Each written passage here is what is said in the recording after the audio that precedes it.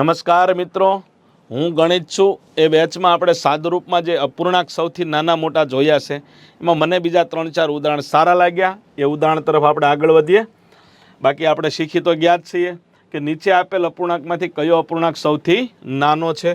તો મિત્રો 51/57, 23/26, 31/35 અને 89/101। તો જુઓ અહીંયા ડિફરન્સ શું છે? 6 છે। અહીંયા ડિફરન્સ 3 છે। અહીંયા ડિફરન્સ 4 છે। અહીંયા ડિફરન્સ 12 છે। તો 3, 4, 6 અને 12, 3, 4, 6 અને 12 આ ડિફરન્સ હરખો કરવો એટલે આ ડિફરન્સનો તફાવત।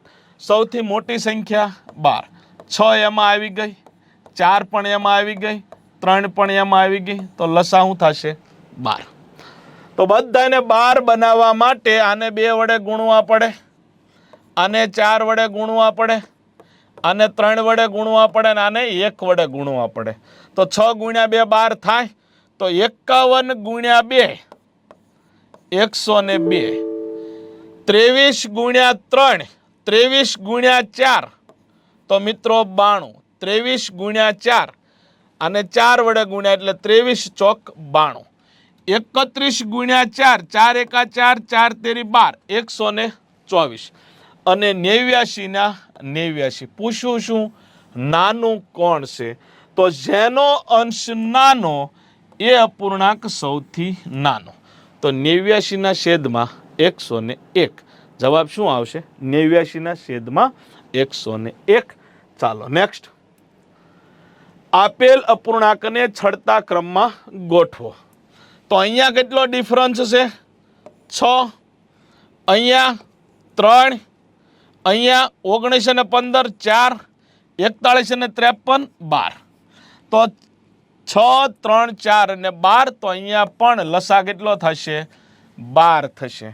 તો અહીંયા 2 વડે ગુણવાના એટલે 25 × 2 50, અહીંયા 3 ચોક 12, 11 ચોક 44, 4 વડે ગુણ્યા 4 તેરી 12, 15 તેરી 45 અને 12 એટલે 41। છડતા ક્રમમાં ગોઠવવાનું એટલે સૌથી નાનું આવડો આ 4 નંબરનો સૌથી નાનો, એની પછી 2 નંબર, એની પછી 3 નંબર, એની પછી પહેલો નંબર, 42 31 જવાબ આવશે। 42 31 જવાબ આવશે। ચાલો નેક્સ્ટ। નીચે આપેલ અપૂર્ણાંકને છડતા ક્રમમાં ગોઠવો। 93 95 ડિફરન્સ 2, 99 97 2, 87 85 2, 93 91 2 ડિફરન્સ સરખો છે। ટેન્શન હળવું થઈ ગયું। સૌથી નાની સંખ્યા 85, પછી 91, પછી 93 અને પછી 97। તો મિત્રો જવાબ આવશે 34 12। જવાબ આવશે 34 12। જવાબ આવશે 34 12। ચાલો નેક્સ્ટ। નીચે આપેલ અપૂર્ણાંકને છડતા ક્રમમાં ગોઠવો। અહીંયા ડિફરન્સ કેટલો છે? 3, અહીંયા ડિફરન્સ 3, અહીંયા ડિફરન્સ 3 અને અહીંયા ડિફરન્સ 3। બધામાં ડિફરન્સ સરખો છે। જેનો અંશ મોટો તે મોટી, જેનો અંશ નાનો તે નાની। છડતા ક્રમમાં ગોઠવવાના છે। તો સૌથી નાની કઈ? 4 નંબર, પછી કઈ? 1 નંબર, પછી કઈ? 2 નંબર અને પછી કઈ? 3 નંબર। તો મિત્રો જવાબ આવશે 41 23। જવાબ આવશે 41 23। 41 23। તો આ મોટી સંખ્યાના અપૂર્ણાંકમાં નાનો મોટો છડતો ક્રમ આપણે જોયો। સાદુરૂપનું ઓલમોસ્ટ આપણે પૂરું થઈ ગયું છે।